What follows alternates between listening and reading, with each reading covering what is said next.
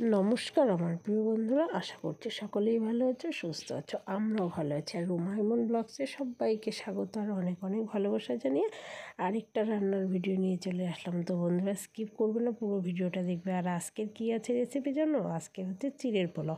আর চিড়ের পোলাওটা কিন্তু আর আজকে আমি বানাচ্ছি না, আমি শুধু ভিডিওটাই করছি। তো দেখতে পাচ্ছ কে? সেটা হচ্ছে তোমার ভাস্তি। তো ও হচ্ছে চিড়ের পোলাও রান্না করেছে। আর আমরা আজকে দুপুরবেলা খেয়েছিলাম বড়ই মাখা। তারপরে বলা হলো যে ঠিক আছে, তো এখন বিকেলবেলাতে কী হবে? তো বিকেলবেলাতে হবে হচ্ছে চিড়ের পোলাও। ও বললো যে আমি একটা ভাবলাম যে চিড়ের পোলাও করে খাওয়াবো, তো তার জন্য বললাম ঠিক আছে। তো বললো তুই ভিডিও কর, আমি হচ্ছে রান্না করি। তো আমি ভিডিওটা করছি, তো দেখতেই পাচ্ছ। তো ও রান্না করছে, আমি ভিডিও করছি। আর ওরও একটা ছোট্ট বাচ্চা আছে, সেটা হচ্ছে আমার নাতনি। ওকে আমি একটু দেখছি আর এদিকে ভিডিওটা বানাচ্ছি। তো কী হয় বলো তো, সবসময় তো আমি নিজে একা করি। তো এবারের ভিডিওটা একটু অন্যরকমভাবেই করলাম, না এরকম করে আমার সচরাচর করা হয় না। আর এখানে কি দিয়েছি সেটার মূল কথায় আসি না, বলো বক বক না করে। এখানে দেওয়া হয়েছে গাজর, না সবার প্রথমে হচ্ছে বাদামগুলো সব ভেজে তুলে রাখা হয়েছে। রাখার পরে তো আমি ভাবলাম একটু রাঁধুনিকে না দেখালে হবে বলো। তো সাদা তেল দিয়ে দিল, ফোড়নে দিল গোটা সর্ষে আর হচ্ছে শুকনো লঙ্কা। তারপর দিয়ে দিল এক এক করে হচ্ছে গাজর কুচো, তারপর একটু ছোটো ছোটো করে আলু, বিনস, তারপর হচ্ছে ফুলকপি, মানে যতটুকু লাগে এগুলো। আর এই দেখো চিড়েগুলো ধুয়ে নেওয়া হচ্ছে। আর এটা হচ্ছে ঘরের চিড়ে, দেখতেই পাচ্ছ অনেকটা নোংরা আছে কিন্তু।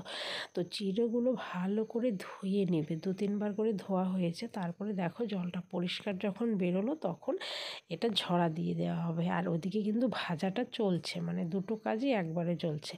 বেশি আগে ধুয়ে রাখলে কী হয় বলো তো, চিড়েটা একদম নরম হয়ে যায়। কিন্তু হ্যাঁ, তেলে ভাজার পর চিড়েটা শক্ত হয়ে যায়। তো এর আগে আমি আরও 2বার চিড়ের পোলাও করেছিলাম, কিন্তু আমি এভাবে করিনি, আমি সবজিটা দিইনি। আমার কাছে শুধু বাদামটা দিয়ে খুব ভালো লাগে খেতে। তো যাই হোক, যে যেভাবে করে সেটাই হচ্ছে কথা। তো দেখতে পাচ্ছ চিড়ে কিন্তু ঝরা দেওয়া হয়ে গেছে। আর এদিকে দেখো হয়েছে। আর আমি নাড়ছিলাম, এক হাতে কিছুতেই নাড়তে পারছি না। তো আমি বললাম নাড়া যাচ্ছে না, কারণ এক হাতে নাড়া যায় না, যেহেতু আমার হাতে এক হাতে মোবাইল আর এক হাতে খুন্তি, দুটো কাজ হচ্ছে না। তো ভালো করে তারপরে ধরে নাড়বে।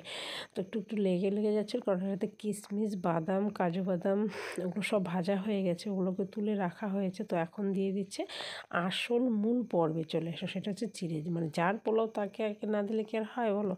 তো চিড়েটা দিয়ে দেওয়া হচ্ছে। চিড়ের জল একদম ঝরে গেছে, ঝরঝরে হয়ে গেছে চিড়েটা। তো এখন দেখবে চিড়েটা আবার শক্তও হয়ে যাবে সুন্দর, বেশ ভালোই লাগে কিন্তু, না?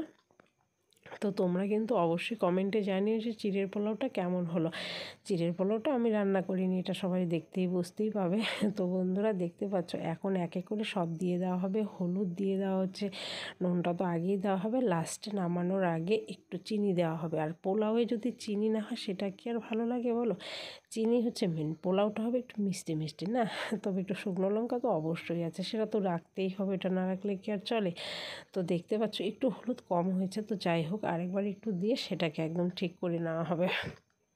আর এই যে দেখো দিয়ে দেওয়া হলো সব, যা বাদাম ছিল সেগুলো সব ভাজার আগেই ভেজে তুলে রাখা হয়েছিল, তো ওগুলো সব দিয়ে দেওয়া হলো আর নাড়া হচ্ছে। এখানে কিন্তু অনেকটা চিড়ের পোলাও, মানে কড়াইটা কিন্তু বেশ বড়, বোঝা যাচ্ছে না যে কতটুকু দেয়। যাই হোক, এখানে এখন চিনি হলুদ দিয়ে দেওয়া হলো। এখন ভালো করে নেড়ে চেড়ে আবারও একটু নাড়ানাড়ি হচ্ছে, বেশ সুন্দর একটা সেন্ট বেরিয়েছে, বেশ ভালোই লাগছে, মনেই হচ্ছে টেস্টি হবে। তো তোমরা কিন্তু কমেন্টে জানিও যে চিড়ের পোলাওটা কেমন হলো।